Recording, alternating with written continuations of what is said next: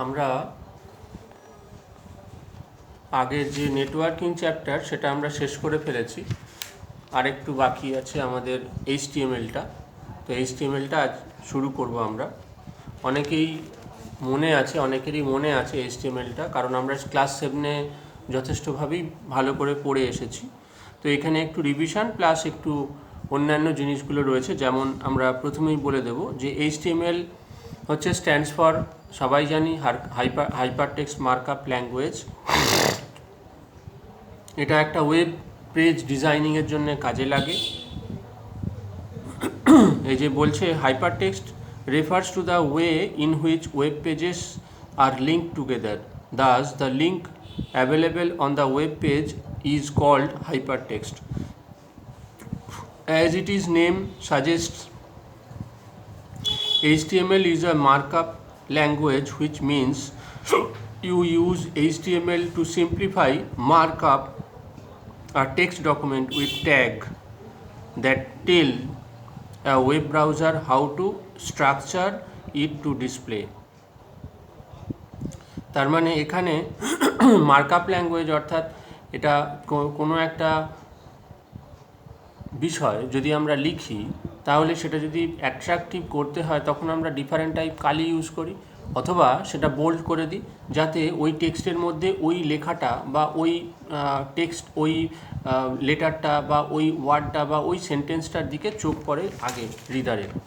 তাহলে এই বিভিন্ন কাজগুলো আমরা এমনি নর্মাল টেক্সটে করে থাকি, কিন্তু যদি একটা ওয়েব পেজ হয় সেখানে তো এইভাবে করা সম্ভব নয়, তখন সেটা সম্ভব একমাত্র এইচটিএমএল এর সাহায্যেই। হাউ টু স্টার্ট, কীভাবে আমরা স্টার্ট করব এইচটিএমএল জানি আমরা যে কোনো একটা টেক্সট এডিটার লাগে এবং সেটা নোটপ্যাডে লেখার পর আমরা নোটপ্যাডে যদি সেভ করে দিই সরাসরি, তাহলে সেটা .txt ফাইলে পরিণত হয়। কিন্তু এটা তো .txt ফাইল হলে হবে না। তাহলে এইচটিএমএল যদি করতে হয় আমরা জানি যে .html এক্সটেনশান দিতে হবে, HTM অথবা HTML এক্সটেনশান। HTM এক্সটেনশান এখন আর কাজে লাগে না, কারণ এখন HTML হয়ে গেছে, কারণ মার্কআপ ল্যাঙ্গুয়েজটা এখন XML এর কিছু পার্ট এখানে চলে এসেছে। ফলে হাইপারটেক্সট মার্কআপ ল্যাঙ্গুয়েজ মানে HTML বলে সেভ করতে হয়, তবে সেটা কাজে লাগে, না হলে অনেক প্রবলেম হতে পারে অন্য অপারেটিং সিস্টেমের জন্যেও।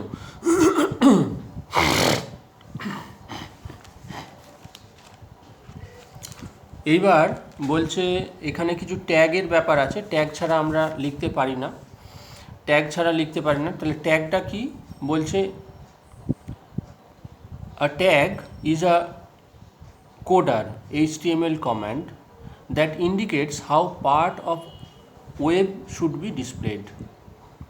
তার মানে ট্যাগ তাহলে কি? ট্যাগ হলো একটা কোড যার সাহায্যে কোনো একটা বিষয়কে আমরা ডিসপ্লে করতে পারি HTML এর মাধ্যম দিয়ে। HTML is not case sensitive নয়, ছোট লেখা বা বড় লেখা এখানে কোনো ব্যাপার নয়। আচ্ছা, প্রথমেই একটা হেড থাকে। আচ্ছা, HTML লিখতে গেলে ট্যাগ ব্যবহার করতে হবে এবং প্রতিটি ট্যাগেরই ওপেনিং এবং ক্লোজিং আছে। হেড ট্যাগ থেকে শুরু করে সমস্ত ট্যাগের। এক্সেপশনাল কিছু ট্যাগ আছে, যেমন BR ট্যাগ এবং HR ট্যাগ। এদের বলা হয় এমটি এলিমেন্ট বা এমটি ট্যাগ। এদের অপশনাল ট্যাগ, এটা অপশনাল ট্যাগও বলা হয়, কারণ এটার ওপেনিং ট্যাগ লেখার পরেও তুমি যদি ক্লোজিং লিখতে চাও লিখতে পারো, যদি না লিখতে চাও তাহলেও কোনো অসুবিধে হবে না, মানে ওর এফেক্টটা পাওয়া যাবে এবং তার জন্য কোনো এরার হবে না। যেমন অন্য ট্যাগের ক্ষেত্রে তুমি যদি ওপেনিং ট্যাগ লিখে ক্লোজিং ট্যাগ না লেখো তাহলে কিন্তু তার এফেক্ট তুমি পাবে না, সেখানে এরার হবে। এরপর হচ্ছে attribute. An attribute is a special word used inside tag to specify additional information to tag such as color, alignment, etc. ঠিক আছে? তাহলে কালার এবং অ্যালাইনমেন্ট এগুলো হচ্ছে অ্যাট্রিবিউট। কার?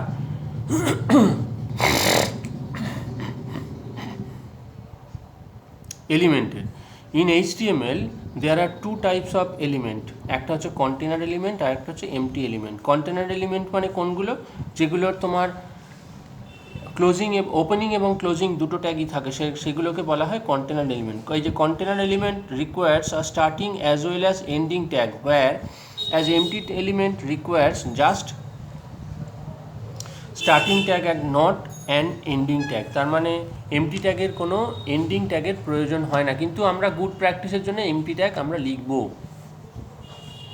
তাহলে দুটো হচ্ছে কন্টেনার এলিমেন্ট আর এমটি এলিমেন্ট। তাহলে এইচটিএমএল এর দুটো এলিমেন্ট আছে, কন্টেনার এলিমেন্ট আর এমটি এলিমেন্ট, নোট করে রাখবে।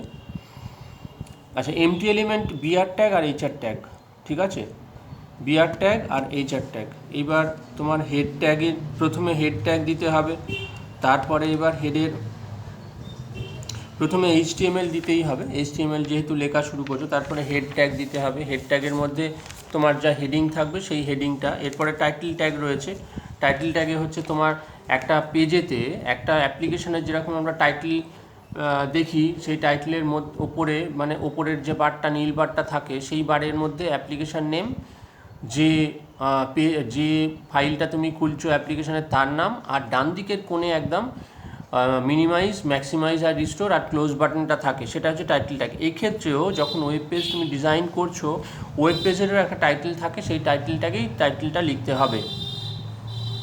তাহলে এরপর প্রত্যেকটা ট্যাগেরই ক্লোজিং করতে হবে। এরপর বডি ট্যাগ। বডি ট্যাগ হলো এমন একটা ট্যাগ যেখানে সমস্ত রকমের ট্যাগ তুমি ইউজ করতে পারো, এবং সেটাই হলো মেন জায়গা তোমার লেখার।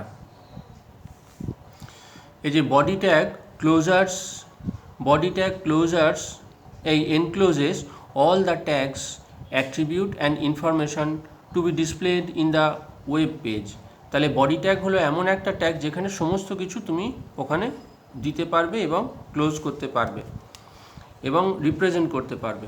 This tag represent the heading. এই যে H1 থেকে H1 থেকে H6 ছটা লেভেল আছে, H1 থেকে H6 ছটা লেভেল আছে। এইটা হচ্ছে তোমার হেডিংটাকে ডিসপ্লে করার জন্য। এরপর হচ্ছে প্যারাগ্রাফ ট্যাগ। প্যারাগ্রাফ ট্যাগ, তুমি একটা ডিটেলস অনেক লিখে ফেলেছো, একটা পেজ, টোটাল পেজ, কিন্তু তুমি পরবর্তীকালে গিয়ে দেখলে যে ওটা প্যারাগ্রাফ করে তোমাকে দেখাতে হবে। এবার যে জায়গা থেকে যে জায়গা পর্যন্ত প্যারাগ্রাফ হবে সেইখানের আগে এবং পরে শুধু প্যারাগ্রাফ ট্যাগটা শুধু ওপেন এবং ক্লোজটা লিখে দাও। যখন তুমি নেক্সট টাইম ডিসপ্লে করবে তখন দেখবে অটোমেটিক্যালি ওটা প্যারাগ্রাফ আকারে তোমার ডিসপ্লেটা হচ্ছে, মানে কেটে গেছে। তোমার যে টোটাল পেজটা কন্টেন্ট করছিল সেই টোটাল পেজটা কন্টেন্ট না করে এখন কেটে গিয়ে তোমার ওই প্যারাগ্রাফটা দেখাচ্ছে। তাহলে এটা হলো প্যারাগ্রাফ ট্যাগের উপকারিতা।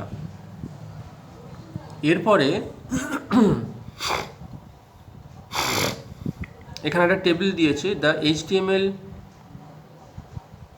Tag also supports the following additional attribute. এখানে ইউআরএল রয়েছে, প্রথমে অ্যাট্রিবিউট রয়েছে, তারপরে ভ্যালু রয়েছে, ডেসক্রিপশান রয়েছে, যেরকম ব্যাকগ্রাউন্ড, ইউআরএল, তারপরে হচ্ছে ডেসক্রিপশান। এগুলো না পড়লেও চলবে।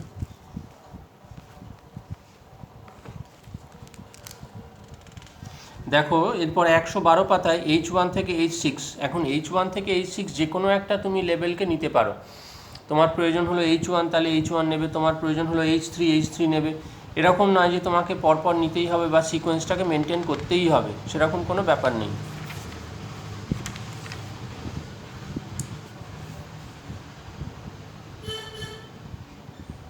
এখানে 113 পাতায় বলেছে how to create web page. Web page তুমি কিভাবে ক্রিয়েট করবে, এটা আমাদের পরপর যে সমস্ত বোল্ড, ইটালিক্স, আন্ডারলাইন এগুলো তো জানা আছে।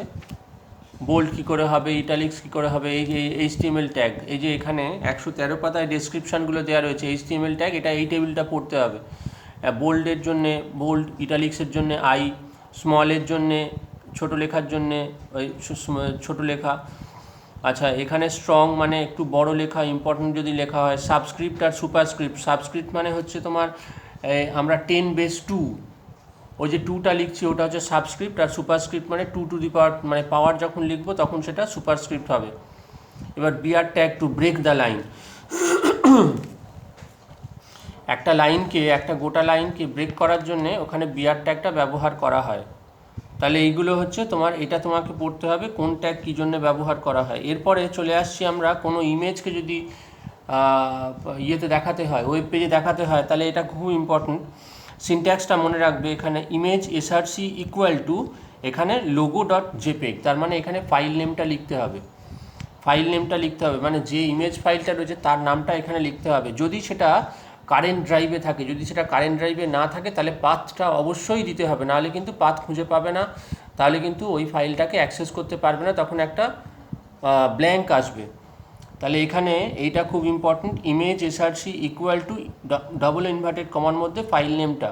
এখন আর যদি ফাইল নেমটা শুধু মানে কারেন্ট যদি ড্রাইভে থাকে তাহলে শুধু ফাইল নেম দিলেই হবে, কারেন্ট যদি না ড্রাইভে থাকে তাহলে কিন্তু যে ড্রাইভে আছে সেই ড্রাইভের পাথ দিতে হবে, ওই স্ল্যাশ ব্যাক স্ল্যাশ দিয়ে আমরা যেরকম ডসে করি ঠিক সেরকমভাবে। ব্যাকগ্রাউন্ড কালার এখানে দেওয়া যায়, এই যে body busy colour equal to যা কালার দেবে সেটা ব্যাকগ্রাউন্ড কালারে এফেক্ট হবে, কিন্তু সিনট্যাক্সটা মনে রাখতে হবে, body busy colour equal to যা কালার দেবে সেটা, এটা কিন্তু ডবল ইনভার্টেড কমার মধ্যে পড়বে এবং সেটা বডির মধ্যেই।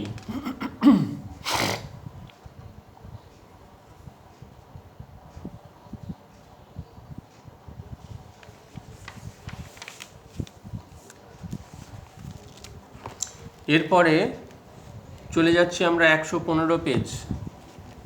115 পেজে আমরা দেখছি মার্কি আছে। এখানে দেখো বলছে the marquee is non standard HTML tag which was use to create a scrolling text or an image. যদি একটা টেক্সটকে স্ক্রল করাতে হয় বা ইমেজকে স্ক্রল করাতে হয় তাহলেই আমরা এই মার্কি ট্যাগটা ব্যবহার করব। মার্কি ট্যাগটা ব্যবহার করলে কিরমভাবে করতে হবে দেখো, মার্কি স্ক্রলিং টেক্সট ক্রিয়েটেড, এখানে টেক্সটটা লিখতে হবে, এখানে যেটা লিখেছে scrolling text created with HTML marked elements, তারপরে হচ্ছে মার্কিটা ক্লোজ, তার মানে এই যে টেক্সটটা রয়েছে এই টেক্সটটাই স্ক্রল করবে। আচ্ছা, এটা ডান দিক থেকে ডান দিক থেকে বাঁ দিকে স্ক্রল করবে। এরপরে যদি আমরা ডাইরেকশন অনুযায়ী আপ ডাউনে স্ক্রল করতে চাই তাহলে দেখো নিচের যে এক্সাম্পল 2 রয়েছে সেই এক্সাম্পল 2তে marquee direction equal to down, তারপরে ওই টেক্সটটা দেওয়া হলো, তারপরে marquee close, marquee direction equal to down double inverted কমার মধ্যে, তারপরে টেক্সটটা দিয়ে তারপরে মার্কি ক্লোজিং মার্কি। তাহলে এই যে ব্যাপারগুলো রয়েছে এইগুলোর এখানে মেনলি হচ্ছে সিনট্যাক্সটাকে মনে রাখা, কারণ সিনট্যাক্স কেস সেন্সিটিভ না হলেও কিন্তু ঠিক আছে, কিন্তু তোমাকে সিনট্যাক্সটা ঠিক মতন লিখতে হবে, না হলে কিন্তু কোনো এফেক্ট তুমি পাবে না। তাহলে ডাউন, ডাইরেকশন ডাউন মানে আপ, ওপর থেকে নিচে আসবে। এরপরে হচ্ছে marquee behaviour equal to scroll direction up, ওপরের দিকে যাবে স্ক্রল, এই যে marquee behaviour equal to scroll direction up, তাহলে এটা ওপর দিকে যাবে। Image SRC equal to school dot JPEG, আচ্ছা উইথ ইকুয়াল টু 500 আর হাইট ইকুয়াল টু 450, তারপরে মার্কি ক্লোজ। এইখানে ইমেজ এসআরসি, ধরো একটা ইমেজকে তুমি দিচ্ছ সেটা হয়তো স্ক্রিনে আঁটছে না, মানে স্ক্রিন বিশাল বড় হয়ে যাচ্ছে বা তোমার জায়গা ছোটো, তখন তুমি ওটা মাপ করে দিতে পারো উইথ দ্য হাইট কত হবে। উইথ দ্য হাইট যদি তুমি ওখানে ফিক্সড করে দাও তাহলে সেই অনুযায়ী কিন্তু ওই ছবিটা ইমেজটা ওখানে সেট করে নেবে। সেই জন্য এখানে দেখানো হয়েছে image SRC equal to school dot JPEG, মানে যে ফাইলটা রয়েছে সেই ইমেজ ফাইলটা, তার ফাইলটার নাম, তারপরে সেখানে ডাবল ইনভার্টেড কমার মধ্যে উইথ 500 করে দেওয়া হয়েছে, ডাবল ইনভার্টেড কমার মধ্যে হাইট 450 করে দেওয়া হয়েছে, এরপরে মার্কি ক্লোজ। তাহলে ওই 500 এবং 450 মেজারমেন্টে যে ছবিটা আসবে, যেটুকুন ছবি আসবে, তোমার ছবিটা বড় হলেও কিন্তু ওটা সিঙ্ক্রোনাইজ করে ছোট করে নেবে এবং সেটা ডিসপ্লে করবে।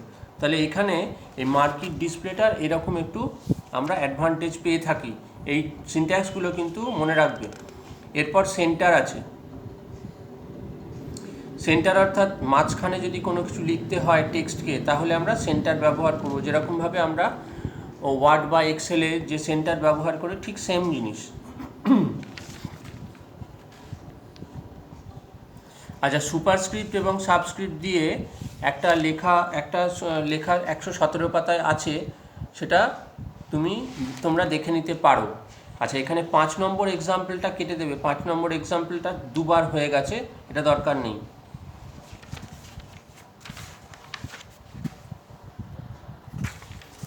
এইবার চলে যাচ্ছি আমরা 121 পাতায়। দেখো 121 পাতায় আছে HTML অ্যাট্রিবিউটস। HTML অ্যাট্রিবিউটসে আছে an attribute is used to define the characteristics of an HTML element and is placed inside the element's opening tag all attributes are made up of two parts, একটা হচ্ছে name আর একটা হচ্ছে value, একটা হচ্ছে name আর একটা হচ্ছে ভ্যালু। তাহলে অ্যালাইনমেন্টের এই অ্যাট্রিবিউট হচ্ছে দুটো পার্ট, একটা নেম আর একটা value. The name is the property of you want to set. For example, the paragraph P element is the example carries the attribute whose name is aligned, which you can use to indicate the element of paragraph on the page. And the value is what you want to value the property to be set and always put within quotations. তাহলে একটা হলো name আর একটা হলো value. তার মানে এই যে ইউ ক্যান ইউজ ইট, এই যে এক্সাম্পল দিয়ে বলে দিয়েছে পি অ্যালাইন মানে paragraph align equal two alignment. P align এটা হলো এক্সাম্পল প্লাস সিনট্যাক্স, এটা হলো এক্সাম্পল প্লাস সিনট্যাক্স। তাহলে এই অ্যালাইনমেন্ট নেমটা ভ্যালুটা কি, এই যে লেফট সেন্টার রাইট, তারপরে আর এক left centre right, left right centre তিনটে আছে। তার মানে নেমটা হচ্ছে প্যারাগ্রাফ অ্যালাইনমেন্ট আর ভ্যালুটা হচ্ছে ওই তিনটে। তাহলে এইভাবেই আমরা কিন্তু যে কোনো জায়গায় আমরা অ্যালাইন করতে পারি, অ্যালাইন করতে পারি মানে কোনো টেক্সটকে অ্যালাইন করতে পারি। এখানে এক্সাম্পল দিয়ে দেখিয়ে দেওয়া হয়েছে, দেখো P align equal to left, left এই যে the this is the left align, তারপরে this is the right align মানে সেন্টার অ্যালাইন, আর একটা হচ্ছে রাইট অ্যালাইন মানে একটা লেফটে হবে, একটা সেন্টারে হবে আর একটা রাইটে হবে। তাহলে তিনটে অ্যালাইনমেন্ট যদি আমরা করতে চাই বা এটা ছাড়া যে কোনো টেক্সট অ্যালাইনমেন্ট যদি করতে চাই, তিনটে নাম এবং তিনটে ভ্যালু দিতে হবে, তাহলে ওই টেক্সটগুলো ওই টাইপের অ্যালাইনমেন্ট হয়ে যাবে, মানে ওই টাইপের শো করবে। এরপর হচ্ছে HTML আনঅর্ডার্ড লিস্ট।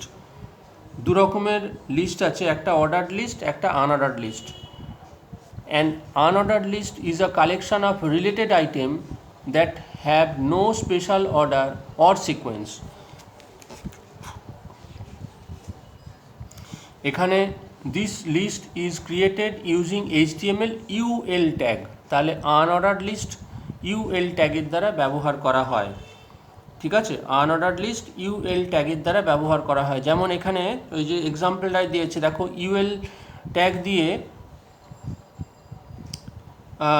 ট্যাগ দিয়ে তোমার বিটরুট, তারপরে জিঞ্জার, তারপরে পটেটো, তারপরে রেডিশ। তাহলে এই আনঅর্ডার লিস্ট শেষ। তার মানে এর কোনো সিকোয়েন্স নেই, সেটাকেই আমরা আনঅর্ডার লিস্টে বলছি। মানে চারটে জিনিসের নাম, চারটে সবজির নাম বলা হয়েছে, চারটে সবজির কিন্তু কোনোটার আগে পরে যে একটা সিকোয়েন্স দিয়ে মেনটেন করা আছে তা কিন্তু নয়। এরপরে আছে অর্ডার লিস্ট।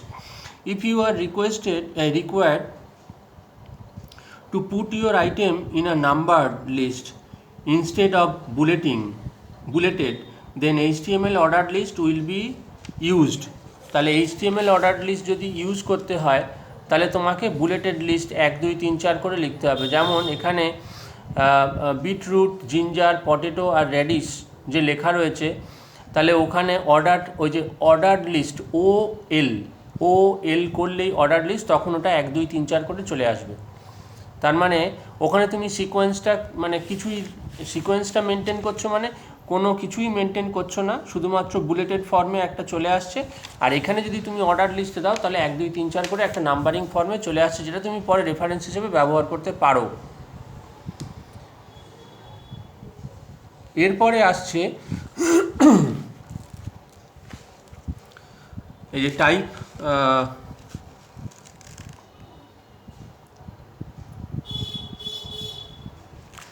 এখানে আসছে font size. HTML fonts, HTML font 7 রকমের আছে। যেরকম আমরা হেডিং পেয়েছিলাম 6 রকমের লেভেলে, এখানে ফন্টটাও 7 রকম লেভেলে পাচ্ছি। Font size equal to 2 3 4 5 6 7। এখানে বলছে the font tag is having 3 attributes called size, color and face to the customize your fonts. You change any of the font attribute at any time within your web page. Simply use the font tag. The text that follows will remain changed until you close with the font tag. তাহলে font tag এখানে ব্যবহার করা হয়েছে। দেখো font size equal to 1, font size equal to 1, তারপরে font এখানে এইভাবে ব্যবহার করতে হবে তোমার টেক্সট সমেত, তাহলেই তুমি ফন্ট সাইজটা যেমনভাবে চাইছো তেমনভাবেই হবে।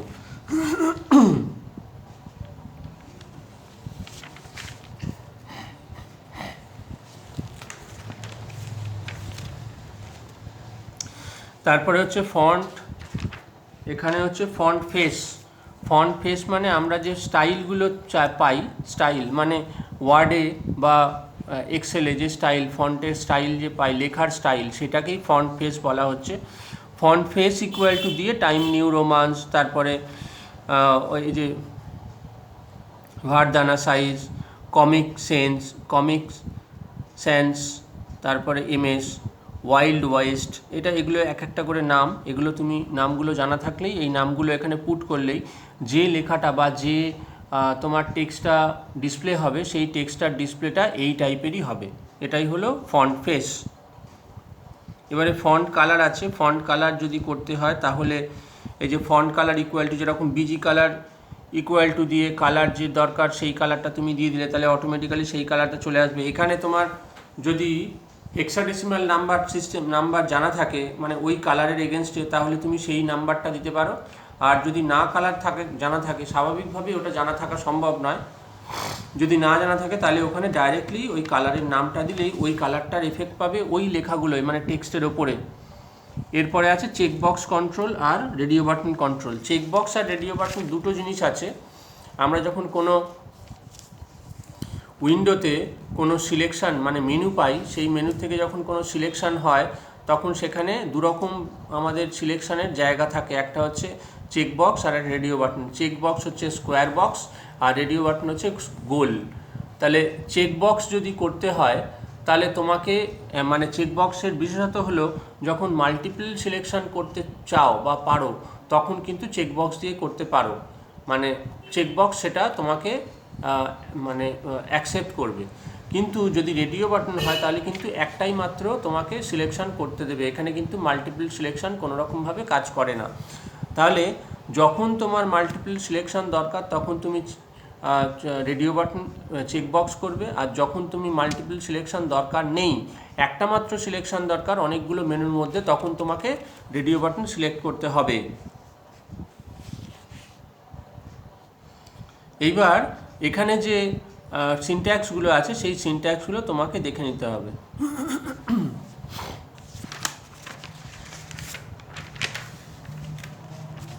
শুধুমাত্র এইটুকুন জেনে রাখো তাহলেই হবে, আর বেশি কিছু করার দরকার নেই।